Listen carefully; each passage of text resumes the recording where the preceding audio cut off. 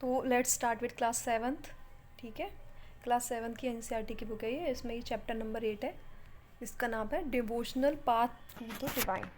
ठीक है, तो ये थोड़ा रिलीजियसली रिलेटेड थोड़ा चैप्टर है। मतलब हम इसमें मूवमेंट्स पढ़ेंगे, काफ़ी भक्ति मूवमेंट्स, यानी कि हम अपने रिलीजियस पाथ के को अचीव करने के लिए जो भी हम आप रिचुअल्स वगैरह करते हैं, और हमने जो मिडिवल टाइम पे जो रिचुअल्स वगैरह किए थे, मिडिवल हिस्ट्री के टाइम पे। मिडिवल हिस्ट्री का मतलब होता है लगभग 1200 से लेकर के 1700 तक। ठीक है, तो उस टाइम पे हमारे रिलीजियस रिचुअल्स क्या थे, हम किन किन बेसिस पर अपनी पूजा पाठ करते थे, वर्शिप का मोड हमारा क्या होता था, उस पर बेसिस पूरा का पूरा क्या है ये वाला चैप्टर है। ठीक है, अब इस चैप्टर में हम स्टार्ट करते हैं। ठीक है, आपके पास अपनी अपनी बुक होंगी, आप अपनी अपनी बुक्स को खोल सकते हो, जो भी आपको इंपॉर्टेंट लगे अंडरलाइन कर सकते हैं, और आप जहाँ पर भी आप नोट्स मेकिंग कर रहे हैं तो आप अपने नोट्स के अंदर भी उसको लिख सकते हैं। ठीक है, जब मैं बताऊँगी पढ़ाऊँगी तो मैं उसके अंदर आपको क्लियर कर दूँगी कि ये जो चैप्टर है इसमें क्या क्या इंपॉर्टेंट है। ठीक है, तो देखते हैं आगे।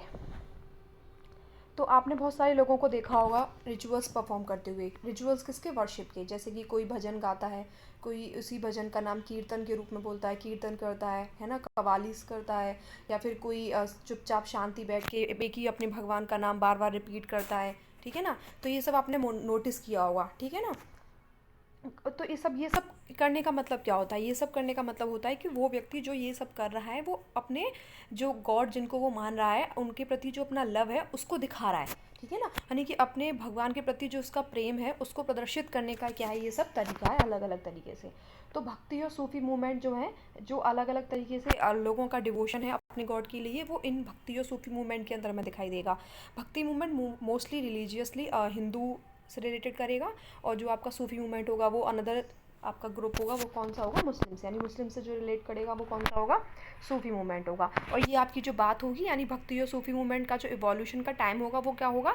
8th सेंचुरी से ऑनवर्ड, यानी सिंस 8th सेंचुरी, यानी 8th सेंचुरी से क्या हो गया था? स्टार्ट हो गया था। अब आइडिया ऑफ सुप्रीम गॉड। तो बिफोर लार्ज किंगडम्स इमर्ज, यानी कि बड़े बड़े किंगडम्स के इमर्ज होने से पहले बहुत सारे अलग अलग ग्रुप थे जो अलग अलग गॉड गॉडेसेस की क्या करते थे? वर्शिप करते थे। गॉड्स मतलब देवी हो देवता होते हैं, और गॉडेसेस मतलब देवी होती हैं। तो जो देवी देवता की पूजा करते थे, अलग अलग लोग अलग अलग तरीके से अपनी पूजा किया करते थे। तो जो पीपल्स थे वो क्या करते थे, मतलब कि एक कोई टाउन है, वहाँ पर आपस में इकट्ठे हुए हैं ट्रेड वगैरह करने के लिए, एम्पायर वगैरह में। ठीक है, तो नए नए आइडियाज़ बिगिन डेवलप हो रहे थे, क्योंकि ट्रेड भी बढ़ रहा था और नए नए एम्पायर्स का भी इवोल्यूशन हो रहा था, टाउन एरिया का भी क्या हो रहा था?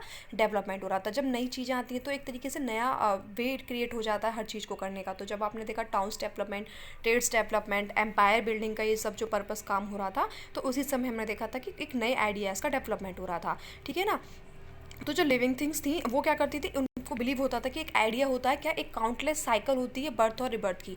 यानी कि व्यक्ति का जन्म होता है और फिर उसका दोबारा उसकी मृत्यु होती है, और फिर दोबारा उसका क्या होता है?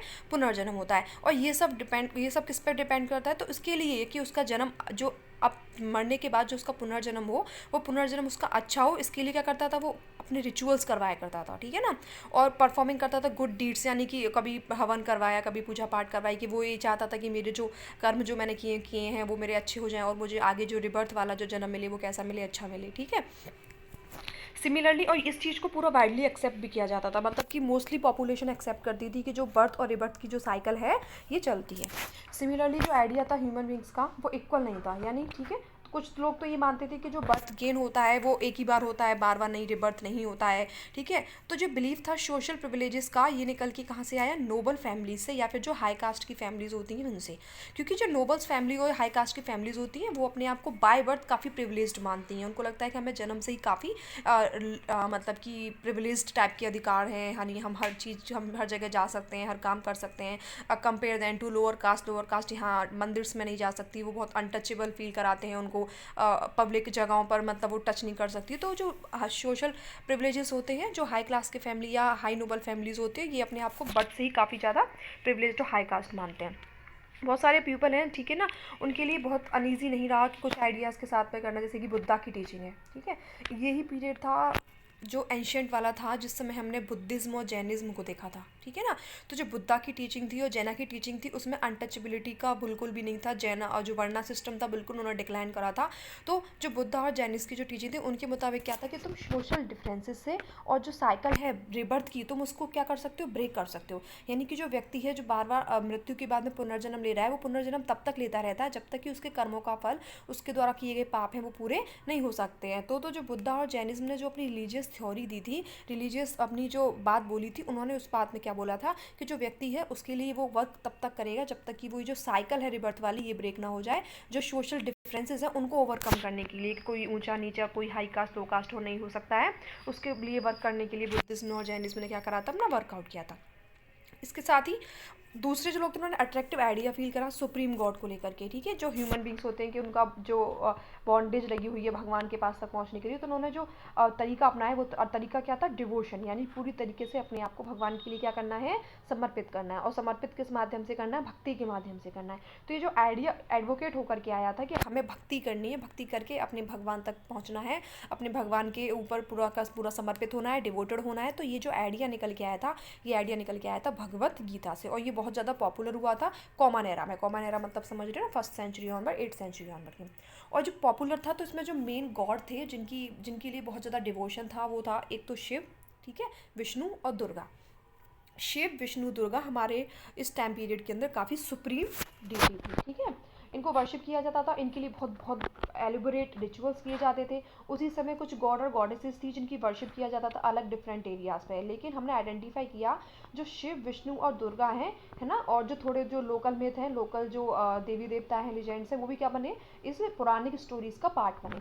और जब वो लोग वर्शिप करते थे तो वर्शिप के अंदर वो क्या रिकमेंडेशन करते थे कि जो पुराण के अंदर लिखा हुआ है कि हमें अपने लोकल कल्ट है उनको इंट्रोड्यूस करना है। कभी कभी ऐसा भी होता था कि जो पुराण होते हैं वो लेट डाउन किया करते थे कि उन्हें किस तरीके से जो है अपने भगवान के लिए अपना पूरा डिवोट करना है, अपने आप को पूरा रिसीव करना है, अपने कास्ट स्टेटस को रिगार्डलेस करके, अपने कास्ट स्टेटस को ना देख करके पूरा भक्ति मूवमेंट के अंदर भी किसी प्रकार का कोई कास्ट रिलेटेड इशू नहीं था। ऐसा कुछ भी नहीं था कि इस कास्ट का व्यक्ति भक्ति नहीं कर सकता है। भक्ति मूवमेंट भी एक तरीके से हम बोल सकते हैं कि सेकुलर था, उसमें हर व्यक्ति भक्ति कर सकता है, हर व्यक्ति अपने भगवान को खुद को समर्पित कर सकता है, अपने रिलीजियस रिचुअल्स को कर सकता है। रिलीजियस रिचुअल इसमें कुछ भी नहीं था, केवल और केवल भक्ति का मूवमेंट था, सिर्फ चैंटिंग थी, भजन कीर्तन थे, केवल वो वाले ही माध्यम से, ठीक है। तो ये भी काफ़ी ज़्यादा रिगार्डलेस था किससे, कास्ट स्टेटस से।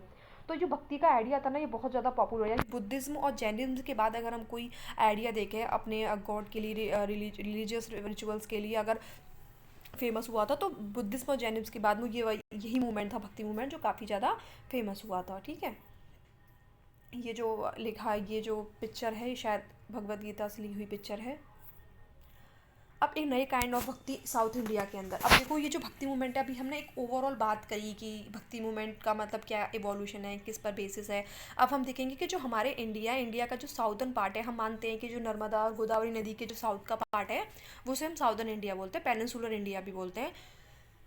तो उस वाले पार्ट के अंदर जो भक्ति मूवमेंट है वो किस तरीके का चल रहा था, उसमें दो जो ग्रुप्स हैं वो काफ़ी ज़्यादा इंपॉर्टेंट है। फर्स्ट वन इज़ नयनार्स और second one is Alvar. Nayanars वो लोग थे जो शिव की भक्ति किया करते थे, और अलवार जो थे वो लोग थे जो विष्णु की भक्ति के लिए डिवोटेड थे। क्योंकि मैंने अभी आपको थोड़ी देर पहले बताया 3 मेन गॉड थे, first one is Vishnu, Shiva and Durga, okay. तो 97 से 19th सेंचुरी तक ये काफ़ी ज़्यादा movement, new religious movement emerge होकर के आया, जिसमें एक किसके द्वारा चलाया गया, नयनार्स के द्वारा चलाया गया, जिसके सेंट डिवोटेड शिव जी के लिए थे। अलवार्स के द्वारा चलाया गया, इसके सेंट डिवोटेड थे विष्णु के लिए, जिसके अंदर हर कास्ट के लोग अपने आप को इंक्लूड कर सकते हैं, यानी कि अनटचेबल्स भी, ठीक है ना।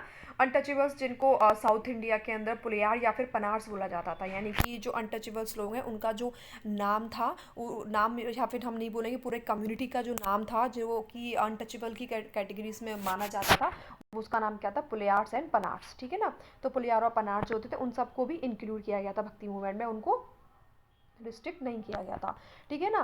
तो they were sharply critical of the Buddhist and Jaina and preached ardent love of Shiva और Vishnu as the path of salvation, ठीक है ना। मतलब वो लोग भी जैसे बुद्धिस्ट और जैनिम्स की तरह अपना जो डिवोशन था, अपना जो लव था शिव और विष्णु के लिए, अपना जो मोक्ष की प्राप्ति के लिए जो पाथ है वो कर सकते थे, ठीक है। तो जो आइडियल्स थे लव और हीरोइज्म के संगम लिटरेचर के अंदर, जो तमिल भाषा के अंदर लिखी हुई है इसलिए उसे तमिल लिटरेचर भी कहते हैं, वो कॉमन एरा के समय ही कंपोज की गई थी, ठीक है ना। उसमें भी भक्ति के बारे में दे रखा था, भक्ति शक्ति की वैल्यूज़ के बारे में दे रखा था। और जो नैनार्स और अलवार्स थे ना, वो प्लेस टू प्लेस क्या कर रहे थे, कंपोजिंग कर रहे थे, क्या पोएम्स की कंपोजिंग कर रहे थे। और वो पोएम्स किसके लिए डिवोटेड थी, वो अपने अपने गॉड यानी कि नैनार अपने शिव के लिए और अलवार अपने विष्णु के लिए क्या कर रहे थे, पोएम्स को डिवोट कर रहे थे, यानी कि वो पोएम्स को लिखते थे और जगह जगह जाकर उनको कंपोज करते थे। और वो जो भगवान जिनको मानते हैं उनके बिहार पर लिखते थे, उनके टेम्पल्स में जाके उनको क्या करते थे, कंपोज करते थे, अपनी डीटी को प्रेज करते थे, ठीक है ना। गांव में उनका जहाँ पर भी उनकी मूर्ति बनी हुई होती थी वहाँ पर जाते थे, विजिट करते थे और उनके लिए अपने भगवान के लिए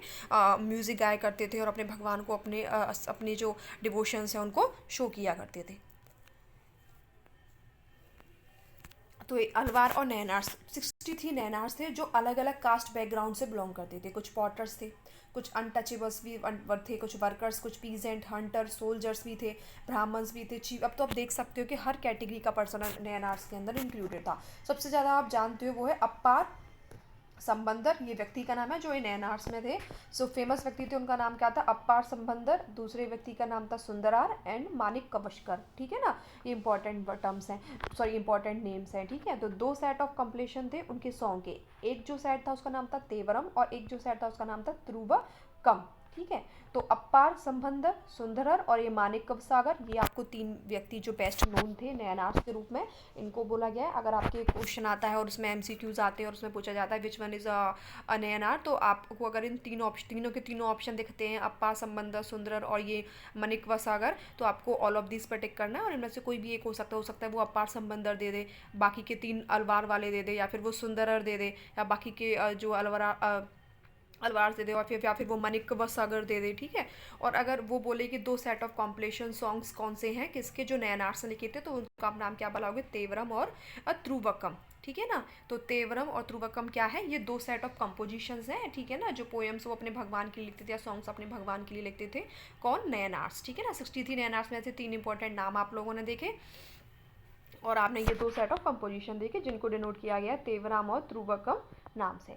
अब 12 अलवार्स थे, ठीक है ना, जो इक्वली डाइवर्जेंट बैकग्राउंड से बिलोंग करते थे। जैसे कि हमने डाइवर्जेंट बैकग्राउंड मतलब कोई पीजेंट है, कोई वर्कर है, कोई आर्टिशन है ना, कोई अनटचेबल है, तो इस तरीके से ये लोग भी डाइवर्जेंट बैकग्राउंड से बिलोंग करते थे, है ना, जिनको हम पेरियालार बोलते हैं। मैंने अभी आपको बताया भी था कि दो कम्युनिटी थी जिनको साउथ इंडिया के अंदर अनटचेबल की कैटेगरीज में देखा जाता था। एक तो था पेरियार और एक ये था अपेरियाबलवर, ठीक है ना, पेरियालवर। और एक इनकी बेटी थी अंदल, ठीक है। तो बेस्ट नोट इनमें से, अब ये 12 जो अलवार्स हैं जो इंपॉर्टेंट में, जैसे कि हमने अभी ऊपर पढ़ा था कि जो 63 नैनार्स थे उनमें से जो बेस्ट थे वो कौन थे, तीन थे, इनका नाम मैंने अभी आपको बताया, ठीक है। ऐसे ही जो 12 अलवार्स हैं इनमें से जो बेस्ट है उनका जो नाम है पेरी अलवार, ठीक है ना। पेरी अलवार, उसके देखो पीछे इनके अलवार लगा हुआ है, पेरी अलवार। इनकी बेटी थी, उनका नाम था अंदल, और एक थे उनका नाम था तोंद्रतिपोदी अलवर, ठीक है ना। इनके पीछे भी अलवर लगा हुआ है, ठीक है ना। तो क्या नाम था इनका भी सॉरी, तोंदरदीपोदी अलवर, और एक है इनका नाम क्या है, नंबलवर, ठीक है। और ये जो अपना सॉन्ग कंपाइल करते थे वो किस भाषा में करते थे, दिव्य प्रबंधम, ठीक है ना, दिव्य प्रबंधम। और ये करते थे किसमें, तेवरम और त्रुवकम, ठीक है। तो तेवरम और त्रुवकम नाम से जो सॉन्ग्स कंपोज किए जाते थे, कंपाइल किए जाते थे, उनका नाम वो कौन थे, नैनार्स थे। और जो अलवार्स के जो सॉन्ग कंपोज किए जाते थे वो दिव्य प्रबंधम के नाम से किए जाते थे, ठीक है। तो आपको दोनों नेम याद रखने हैं, एक तो दिव्य प्रबंधम भी याद रखना है, ये थोड़ा सा डिफिकल्ट भी होगा क्योंकि आप अगर जो नॉर्थ इंडिया के जो लोग हैं उनके लिए लर्न कर पाना, पर आपको एज पर टेक्स्ट बुक आपको याद रखना है। दिव्य प्रबंधम भी आपको याद रखना है और तेवरम त्रुवक्कम भी आपको याद रखना है, ठीक है, दोनों तरीके से। और व्यक्ति इसके नाम भी याद रखना है जो फेमस है। तो टेंथ और 12th सेंचुरी के बिटवीन में क्या होता है, जो चोल और पांडे किंग्स होते हैं ना, वो अपने टेम्पल्स को काफ़ी इलेबोरेट करवाते हैं। और जो उनका टेम्पल होता है उसके आसपास जो श्रिंस जो होते हैं वहाँ पे ना मोस्टली जो सेंट और पोइट्स होते हैं वो विजिट करने के लिए आते हैं। उनका मोटिव क्या होता है कि क्योंकि वो अपने भक्ति ट्रेडिशंस को, टेम्पल वर्शिप्स को क्या करना चाहते हैं, लिंक करना चाहते हैं टेम्पल्स। तो टेम्पल्स में विजिट करने आते हैं, वहाँ पर बैठ करके सॉन्ग्स, पोएम्स वगैरह कंपाइल करते हैं, उनको सिंगिंग करते हैं। और हैगियोग्राफ, इसके अलावा जो रिलीजियस बायोग्राफीज़ होती हैं अलवार और नैनार्स की, उनको भी कंपोज करते हैं, ठीक है ना। क्योंकि अब एक के बाद एक अलवार नैनार आ रहा है, तो जो पहले अलवार नैनार्स थे उनके बारे में जो उनका बायोग्राफी है उनके बारे में उन सबको बैठ के वहीं टेम्पल्स में कंपोज करना, सिंगिंग करना, पोएम्स को अपना कंपोज करना, है ना। तो ये सब काम वो लोग किया करते थे, ठीक है। अब ये देखो, ये माणिकवा सागर, मैंने आपको बताया था माणिकवा सागर कौन थे, नैनार्स थे। मैंने आपको तीन नाम बताए थे उसमें 63 नैनार्स के में तीन फेमस नाम थे। एक सदनगर था, एक माणिकवा सागर था ठीक है ना, ये रहा, एक सुंदर था, माणिक्य सागर था और एक अपार समंदर था। ठीक है, तैवरम और ध्रुवक्कम और दिव्य प्रबंधम ये कंपोजिशन के नाम थे। ठीक है, तो उसी में से ये एक है पोएम्स है जिन्होंने कंपोज की थी, माणिक्य सागर वाली। ठीक है, आप इसको पढ़ लेना एक बार। ये यहाँ पर एक स्टैचू है, ब्रॉन्ज इमेज है ये माणिक्य सागर की। ये माणिक्य सागर जो नैनार है उनका स्टैचू बना हुआ है यहाँ पर, देखो आप, माणिक्य सागर। ठीक है,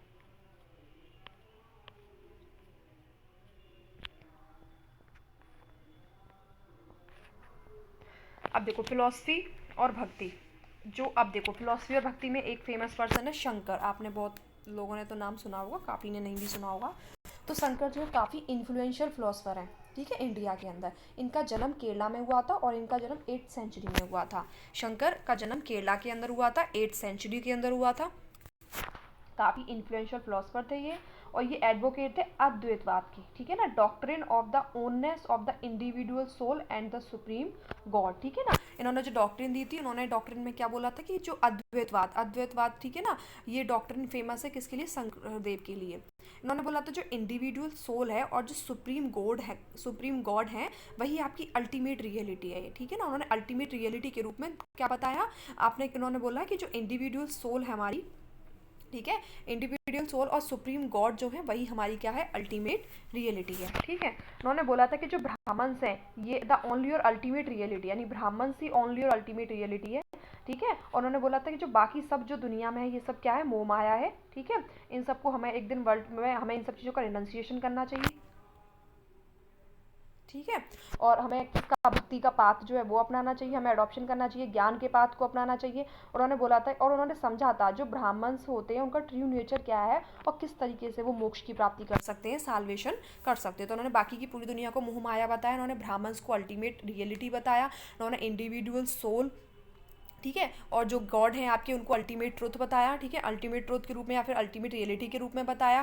ब्राह्मण्स को ओनली और अल्टीमेट रियलिटी बताया। उन्होंने बोला बाकी सब चीज़ें मोह माया है, बाकी सब चीज़ों का रिनंसिएशन कर देना, रिनंसिएशन करना चाहिए और हमें ज्ञान के मार्ग को अपनाना चाहिए। और हमें उन्होंने एक ट्रू जो नेचर होता है जिससे कि हम ब्राह्मण के और हमारा जो मोक्ष प्राप्ति का जो ट्रू नेचर है हम उसको अपना पाएँ, इसके लिए हमें क्या करना पड़ेगा, रिनंसिएशन ऑफ द वर्ल्ड करना पड़ेगा। वर्ल्ड में जो भी मोह माया की चीज़ें उनको छोड़ना पड़ेगा और ज्ञान के मार्ग को अपनाना पड़ेगा।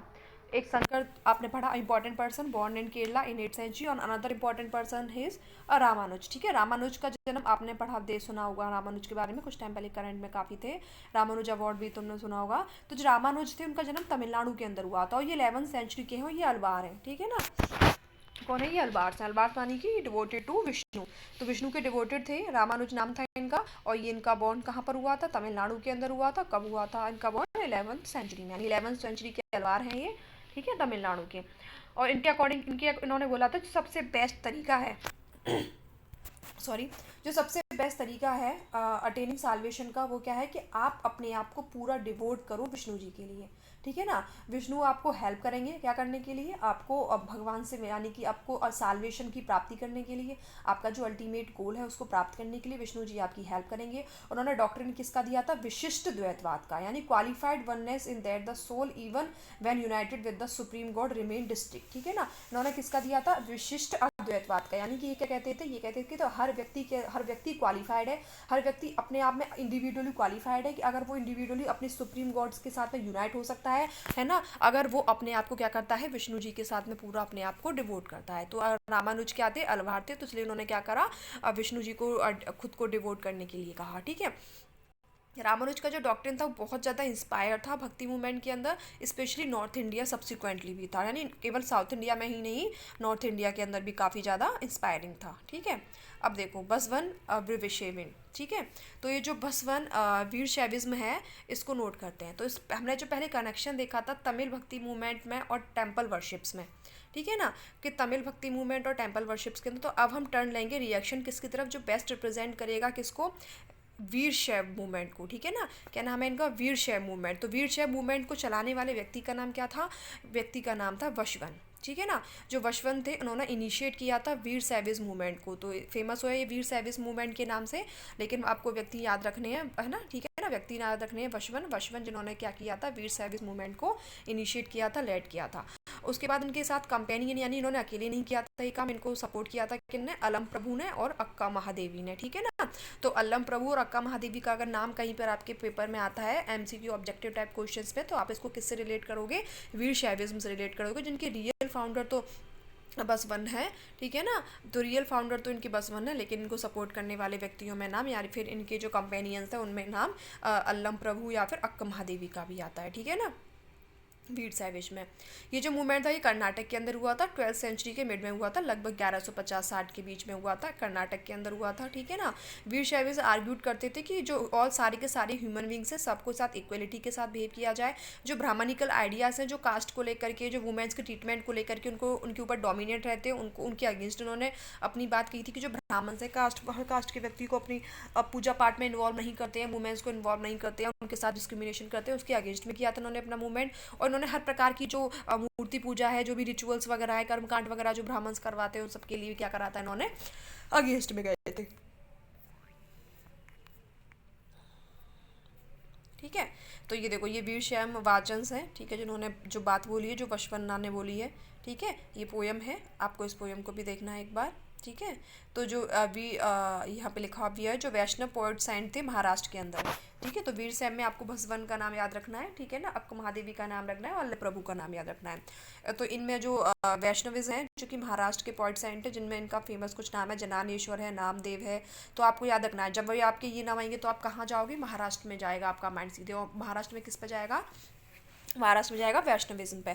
तो वैष्णविज्म में कौन थे, जनेश्वर थे, नामदेव थे, एकनाथ थे, तुकाराम थे, ये सब अपने आप को किसके डिवोट करते थे, लॉर्ड विट्ठल को, ठीक है ना, लॉर्ड विट्ठल को ये अपने आप को डिवोट करते थे, ठीक है ना। इससे ही इन्होंने वर्करी सेक्ट का इम्फेसाइज करा, उसको स्टेबलाइज करा, ठीक है ना, कहाँ पर, पदमपुर पर, ठीक है ना, पंढरपुर पर। और जो विट्ठल थे ये मर्ज होकर के आए क्या, एक पावरफुल डिवोशन के रूप में लोगों के बीच में, उसी से ये वैष्णविज्म का मूवमेंट अप्रिशिएट हुआ।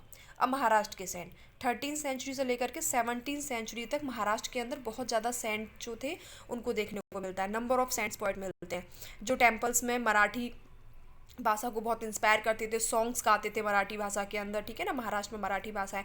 सबसे इंपॉर्टेंट जो थे इनके अंदर वो कौन थे, एक तो थे ध्यानेश्वर और जिनको हम ज्ञानेश्वर भी कहते हैं, ठीक है ना। ये इंपॉर्टेंट पर्सन है जो महाराष्ट्र के सेंट्स में जाने जाते हैं, ध्यानेश्वर या ज्ञानेश्वर, नामदेव, एकनाथ, तुकाराम, ठीक है ना। नाम आपको याद रखने हैं, ध्यानेश्वर या ज्ञानेश्वर, नामदेव, एकनाथ और तुकाराम, ठीक है ना। इसके अलावा कुछ वुमेन्स थी जैसे कि सखुबाई, वुमेन्स आपको मोस्ट इंपॉर्टेंटली याद रखना है। वुमेन थी महाराष्ट्र के अंदर वैष्णविज्म में या फिर महाराष्ट्र के सेंट पोइट के अंदर सखुबाई, और एक फैमिली थी, ठीक है ना, किसकी, चोखा मेला की, ठीक है ना। ये अनटचेबल फैमिली से बिलोंग करते थे, माहर कास्ट, यानी महाराष्ट्र में जो अनटचेबल्स होते हैं उनको कौन सी कास्ट से बोला जाता है, माहर कास्ट का बोला जाता है, ठीक है ना। मैंने आपको बीच साउथ का भी बताया था, ठीक है ना, पेरियार या पल्लयार, जो जिनको साउथ इंडिया के अंदर लोअर कास्ट का बोला जाता है। इस तरीके से जो महार कास्ट होती है उसको अनटचेबल कास्ट बोला जाता है महाराष्ट्र के अंदर, ठीक है ना। तो आपको वुमेन्स याद रखना है। सखुबाई जो थी वो अनटचेबल फैमिली से बिलोंग करती थी, उनकी फैमिली जो थी वो कौन थी, चोखमेल, यानी वो चौकमेल फैमिली से बिलोंग करती थी, नाम क्या था उनका, सखुबाई, ठीक है ना। उसके बाद में जो रीजनल ट्रेडिशन होता था भक्ति का, फोकस करता था विट्ठला पे। विट्ठला का मतलब क्या होता है, विट्ठला का मतलब होता है विष्णु, यानी ये विष्णु के लिए थे, इस वैष्णविज्म वाले जो तो विष्णु के लिए डिवोटेड थे। इनका एक टेम्पल था कहाँ पर, पदमपुर पर, ठीक है ना, पांदरपुर पर टेम्पल था। इसके अलावा उन्होंने पर्सनल गॉड जो डिसाइड करते हैं, उन्होंने बोला था कि जो भगवान होते हैं वो सब व्यक्ति के दिल के अंदर यानी हार्ट में क्या करते हैं, रिसाइडिंग करते हैं। और कुछ सेंट पॉइंट थे जिन्होंने रिजेक्ट कर दिया था रिचुअलिज्म को, यानी कि वो कहते थे जो पूजा पाठ कर्म कांड है इनको नहीं करना है, मूर्ति पूजा नहीं करनी है ना। और जो सोशल डिफरेंसेस हैं आपके जन्म के आधार पर कि मान लिया जाता है कि जन्म इस व्यक्ति का इस कास्ट में जन्म हुआ है तो ये इस चीज़ से प्रोहिबिटेड है, इन सबको इन्होंने डिफरेंसेस को खत्म रिजेक्ट करा। यही सेंट जो कि वैष्णविज्म को फॉलो कर रहे थे, विट्ठल को फॉलो कर रहे थे, इनका पादमपुर के अंदर क्या था, एक पंदरपुर के अंदर क्या था, पंदरपुर के अंदर टेम्पल था, ठीक है ना। इन्होंने रिनंसिएशन की जो आइडिया था उसको भी इन्होंने रिजेक्ट करा था, और ये बोलते थे कि हमें अपनी रिनंसिएशन का मतलब क्या होता है, गृह त्याग, यानी घर को छोड़ देना, यानी पूजा पाठ के लिए आपको गृहस्थी को छोड़ देना। इन्होंने ऐसा भी नहीं बोला था गृहस्थी को नहीं छोड़ना है, आप अपनी गृहस्थी अपनी फैमिली के साथ रह करके अपने फैमिली वालों के लिए अपना खर्चा पानी लाइवलीहुड चला करके, ठीक है ना, और दूसरे लोगों की तरह जो अपने ह्यूमन बींग्स जो नीड्स होती हैं उनको पूरा करती हुई भी आप क्या कर सकते हो, आप अपनी भक्ति कर सकते हो, अपने साल्वेशन को प्राप्त कर सकते हो। ऐसा नहीं कि आपको रिनंसिएशन लेना है, ऐसा इन्होंने वैष्णवीज, जो महाराष्ट्र के जो पॉइंट थे उन्होंने इस बात की बात कही थी, ठीक है ना। तो एक तरीके से नया ह्यूमनिस्टिक आइडिया आया कि अब लोगों को कम्प्लीटली अपना घर बार छोड़ने की जरूरत नहीं है, आप वो अपने घर के जो लाइवलीहुड्स वगैरह है, अपने घर की नीड्स को पूरा करते हुए, अपनी ह्यूमनिटी नीड्स को पूरा करते हुए भी अपने भक्ति मार्ग को, अपने भगवान को प्राप्त कर सकते हैं, ठीक है ना। तो अपना जो पेन है वो शेयर कर सकते हैं। तो बहुत सारे गुजराती सेंट भी हैं, गुजराती सेंट नरसिंह मेहता कहते हैं कि they are Vaishnav who understand the pain of other, बोलते हैं वैष्णवीज वो लोग हैं जो दूसरों के दर्द को समझते हैं, ठीक है। तो नरसिंह मेहता ने ये बात बोली है। ये सोशल ऑर्डर को समझाने के लिए अभंग यानी मराठी डिवोशनल हिम है, कोई सॉन्ग है ये, और तुकाराम के द्वारा लिखा गया सॉन्ग है ये। मैंने आपको बताया था ना, एकनाथ तुकाराम, ठीक है। और एकनाथ जो नाम था, तुकाराम जो नाम था, ये महाराष्ट्र के इंपॉर्टेंट सेंट का नाम था। में ज्ञानेश्वर ध्यानेश्वर भी थे, ठीक है ना। तो आपको ये नाम याद रखने हैं, ठीक है। एक नाम इसके अंदर नामदेव भी है। तो ये जो मराठी भाषा में लिखा हुआ एक सॉन्ग है, ठीक है, अभंग बोला गया है इसको मराठी भाषा में। और संत, आपके जो संत तुकाराम है इन्होंने बोला है। मैंने आपको बताया ना अभी, नामदेव, तुकाराम, एकनाथ, ये सब संत थे, ठीक है, महाराष्ट्र के। ये पोएम्स आपको पढ़ लेनी है, ठीक है। और इसके आगे जो है अब आप देखेंगे आपको आगे देखना है नाथपंथी, सिद्धार्थ और योगीस, ठीक है। तो नथपंथी, सिद्धार्थ और योगीस के बारे में हम अगली वीडियो में देखेंगे। जब तक आप इसको कंप्लीट कर सकते हैं, इसको पढ़ सकते हैं, ठीक है।